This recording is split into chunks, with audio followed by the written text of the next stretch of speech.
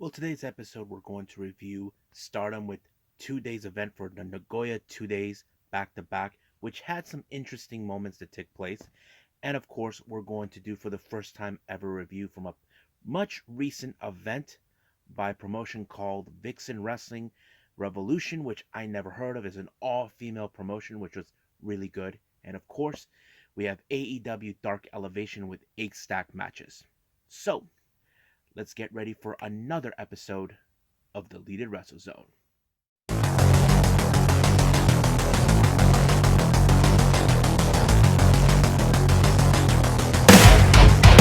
Are you ready?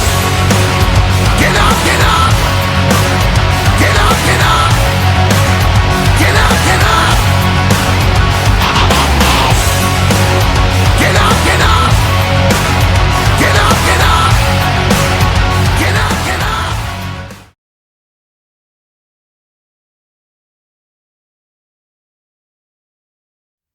Welcome everybody to the Deleted Wrestle Zone. All things that is pro wrestling with AEW, NXT, New Japan Pro Wrestling, Impact Wrestling, the National Wrestling Alliance, various promotions, wrestlers, matches, and championships.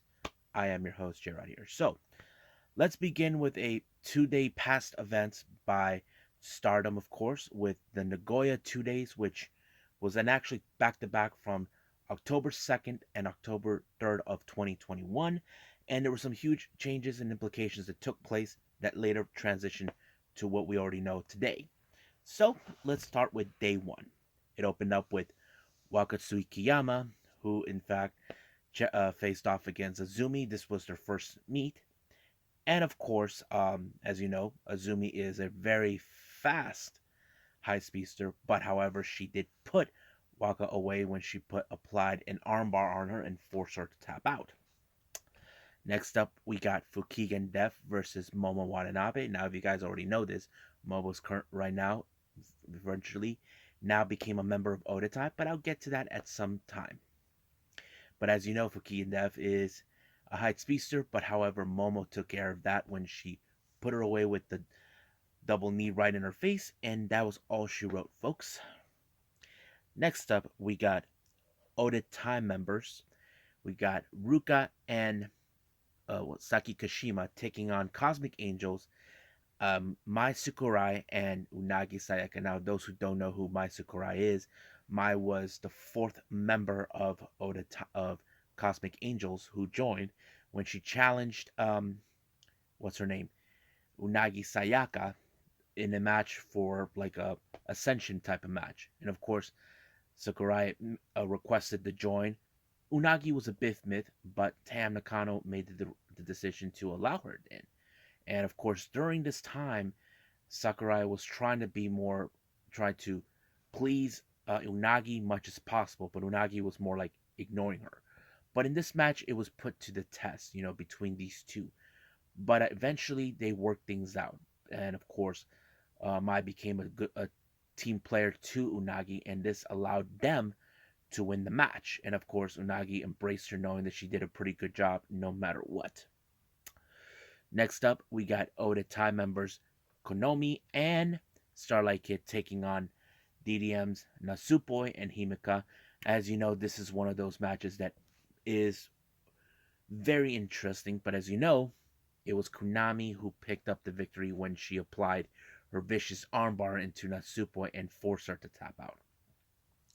Next up, we got the other members of DDM, Maika and Suri, taking on Queen's Quest, Sayaka Mitani, and Utami Hajishida.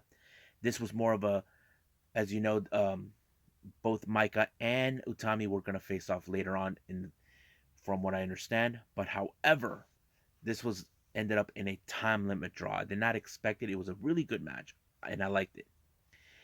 Now, this next match was the main event. It was stars consistent of Koguma and Mayu Itani taking on the other members of Cosmic Angels, better known as Dream H, consistent of Mina Shirakawa and Tam Nakano.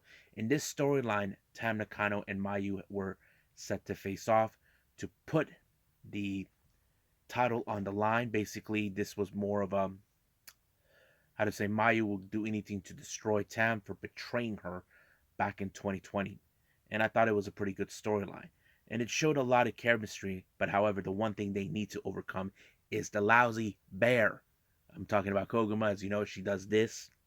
That means she's trying to bring out the bear out of everybody. But frankly, it did not work at all. It was Tam Nakano who put up the victory, allowing for them to win. But however, in the post match, as you know, Tam Nakano and Mayu made that decision. They know they will destroy each other at any given moment. So this was like far from over. Even to this day, the rivalry is still not over. Now, at the post match, the Cosmic Angels closed their show, but they even gave the report to their fan base. As you know, in the beginning, the Cosmic Angels started with just three. It was Tam Nakano, Unagi Sayaka, and Mina Shirakawa. Ever since then, they recruited two new members. The first one was Mai Sakurai, who in fact joined after losing a match to Unagi, and the next one was Waka Tsukiyama, who in fact will join during a press conference that apparently led to this. So basically, now there's five members. So they expanded. I know some people would say they probably would have gone with stronger individuals, but no, there's like more to the story. It is. So it was pretty good. Now let's jump in with day two. We have, of course, Mai Sakurai taking on Azumi. This is their first encounter, and I thought it was very interesting. And practically, however, it was Azumi who walked out as the victor, applying her high speed moves onto her, forcing her to, you know, not pick a kick out of the finisher move that she applied.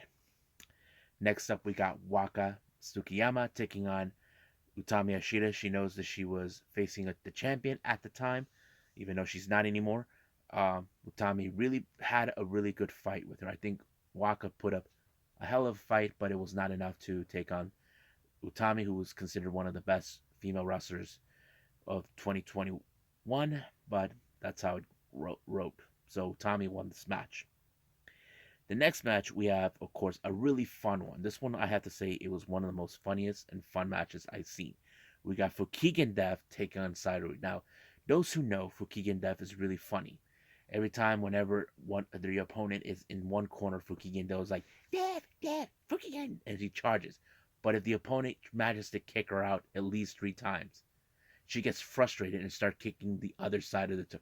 Now, Sudi was realized didn't know what to do. Like she's trying to come for her, reason her, but of course she does the same thing at her corner. And of course, when Fukigen Death sees this, she's like, "What the hell?"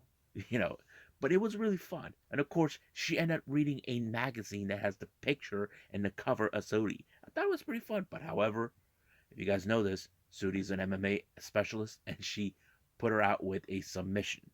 But she kept the magazine with her cover. Next up, we got Oda Tai, consistent of Ruka and Saki Kashima, taking on Saya Kimitani and Momo Watanabe. Pretty good fun match, basically, but it was Queen's Quest that walked out as the victors. Next up, we got Oda Tai members Konami and Starlight Kid taking on Stars Koguma and Mayu Iwatani.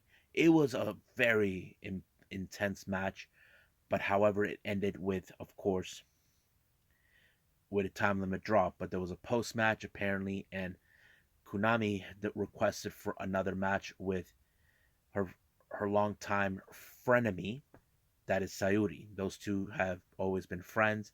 They're almost about the same type of style of wrestling. So they decided to set up a match that was resulted into the UWF rules, which many fans were looking forward to it, but fortunately it didn't happen exactly on the due date, but I'll get to that at some other time. Now our main event, this is for the Artists of Stardom Championship, the trio's belt that at the time Cosmic Angels consistent of Mina, Unagi, and Tam were obtained. They already defended it 7 times. They were on the verge of trying to get to 10 victories. Now, if they were able to do that, they have declared themselves as the victors. Now, during times, Queen's Quest have been challenged by many comers from Stars, from Oda Tai, from Queen's Quest, including DDM members Himepoi, which consisted of Maika, Himeka, and Natsupoi. But unfortunately, this match was really intense. But it was Natsupoi who made the official pin and dethroned Queen's Quest. I mean, Cosmic Angels in order to win these belts. So fortunately, they might have lost it, but they will eventually get these titles back.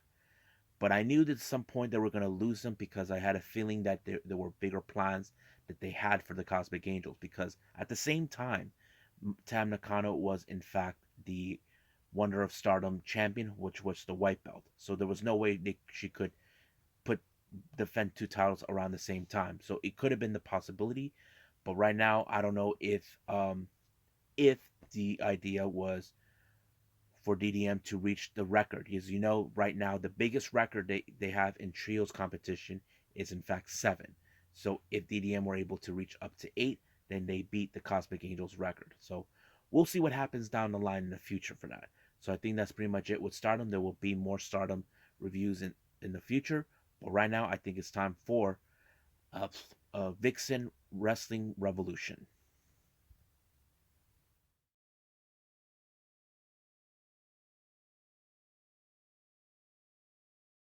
Okay, now this promotion I never heard of. It's an all-female promotion called Vixen Wrestling Revolution. Apparently, they just came back and apparently they started a new era, from what I understand. The name of the event is called New Wave. This took place in the same arena where local wrestling, New Texas Pro Wrestling, and GCW done, which was the Houston Arena or something like that. I don't know what they call it. They did the same thing. This took place on the 15th of January. It opened up with the general manager, Jacob King, who is telling fans, thank you for coming and all this. But he also made the announcement of stepping down from the company. Basically, he wants to leave it to someone else, and he gave the position to someone named Haley Daniel. But that's pretty much what took place. Our opening match we have, of course, is Black Widow versus Claudia Solis. Now, I don't know these women, but I have to say Jacob King, who was doing the commentary, did a pretty fantastic job giving the info, saying that these two women came from down south from Mexico. They've been trying to get these women to come down to this promotion for who knows how long, but the match was so intensified. Like, basically, they were trying to outdo each other, but fortunately, the match ended in no contest. It continued fighting outside the ring, despite the fact that they ignored the ref, what she's been trying to do, and that's how it ends. Next match we have is the Pageant Queen, Amaris Blair. I heard of that name before. I haven't seen her wrestle that much. She's originally from New Orleans. Seen her on her social media. Really beautiful girl. Next, her opponent is Misty Marks. I don't know who she is, but it was a very interesting match. But however, it was Misty Marks who put up an amazing power bomb onto Amaris to win the match. So it was pretty good. Next up, we got Jasmine Allure, a familiar face. We've seen her on AEW Dark and Mission Pro, taking on someone also familiar with AEW Dark and other promotions, Layla Gray. This match was pretty good. I have to say, it showed Jasmine Allure she did plays that persona top tier until she put Layla Gray away by submission. I'm like, wow, what an amazing match, and I think it was pretty good. Next up, we have Roche Chanel versus Delilah Doom. This was had implications for a title called the Vix for something the Genesis or something like that. I'm not sure, but many fans were probably hoping it would be Delilah Doom because she's more of the bit of the favorite for some people, but fortunately it didn't go in that direction. It went to Chanel.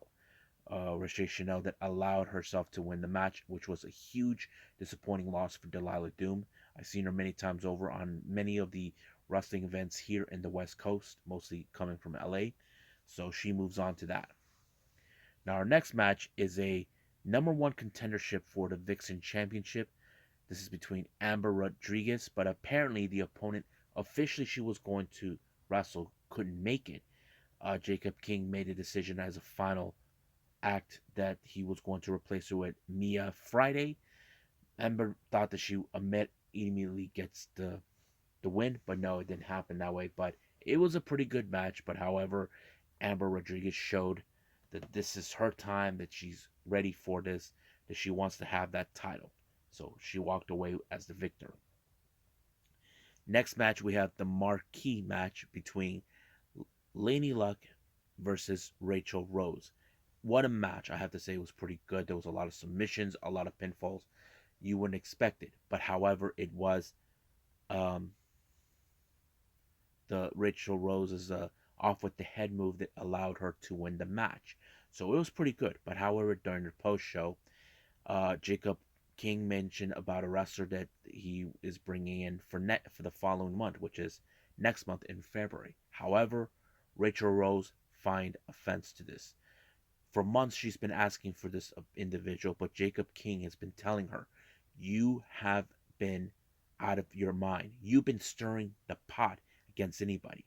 And he reminded her, "You stirred the pot against Nyla Rose, and you lost the title to her." Basically, Nyla Rose put her through a table. Now she's saying she wasn't trying to keep her away from Vixen away from her. She was trying to protect her because Rachel Rose has the tendency to go out of her way and yap her mouth.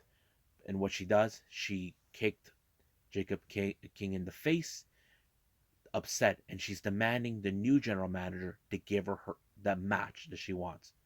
But Haley said that she will not give it because it was uncalled for her to do that. But here's the thing. Is Jacob King right? Is Rachel Rose really out of her mind? Does she really Did she really lost her mind when she thought she could beat Nyla Rose? If that's the case, then she should owe her Jacob King up an apology. But hopefully we'll get to see that match some point, or if not, then I'll just find another way. But we'll see how that goes. And I believe right now we should end it with AEW Dark Elevation.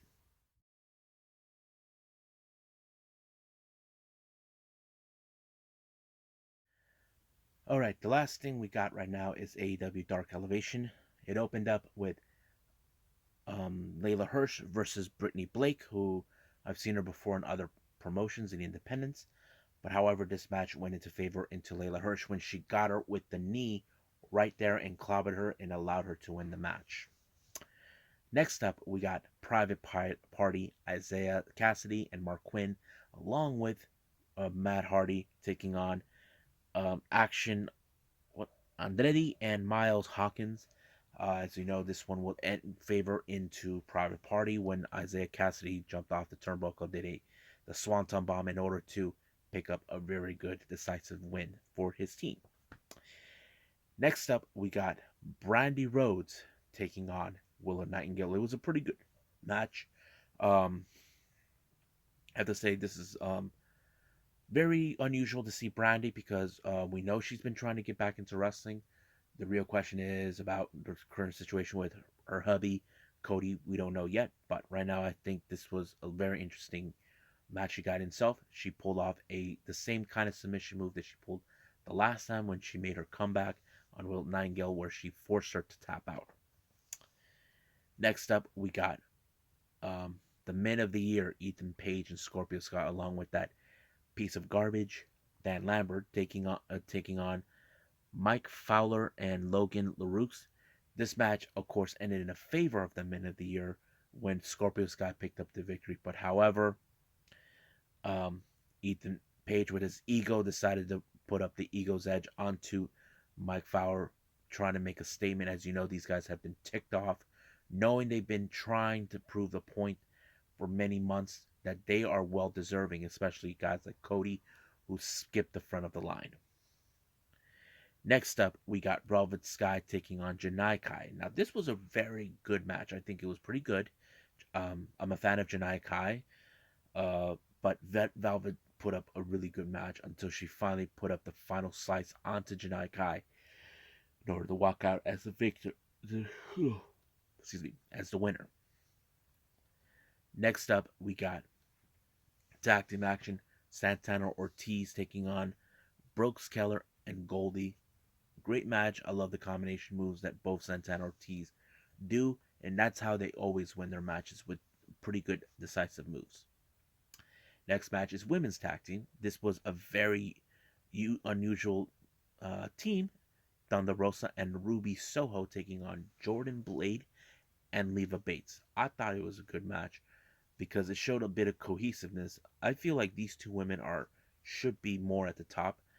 But it was Thunder Rosa who picked up the victory when she applied the proven necktie on to Jordan Blade and allowed him the win.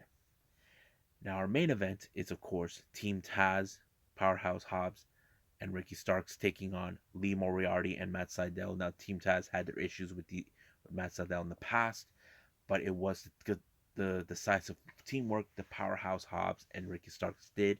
It did allow for Ricky and Hobbs to pin Lee Moriarty to win the event. However, post match, Ricky Starks wanted Dante Martin to admit that he made a mistake for what he did, but Dante's not going to back down, all this and that. So that he tried taking on his own until Moriarty and Matt Sydal came around to give them the helping hand.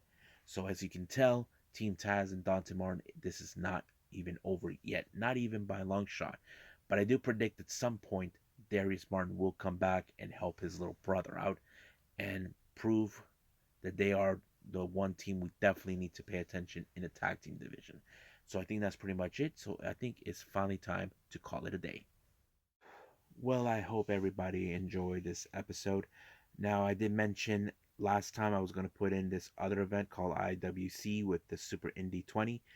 Unfortunately, I couldn't do it due to the fact of the timing that I have. Basically have my regular day job, and it was going to conflict the amount of sleep that I need. But I'll promise I'll do that one when it's the right timing. But however, for the next one, we are expecting the main three uh, wrestling shows that we're going to expect on Tuesday, which is, of course, NWA Power, AEW Dark, and, of course, NXT 2.0. And I may throw in possibly an ICW No Holds Barred event. It's been a while since I did one. This one dates back all the way to early October. I'm really excited to see what took place on this one. But for now, I'll see you guys in the next DWZ time. Same DWZ channel. I must bid all of you adieu. So, goodbye. And have a nice day. Bang.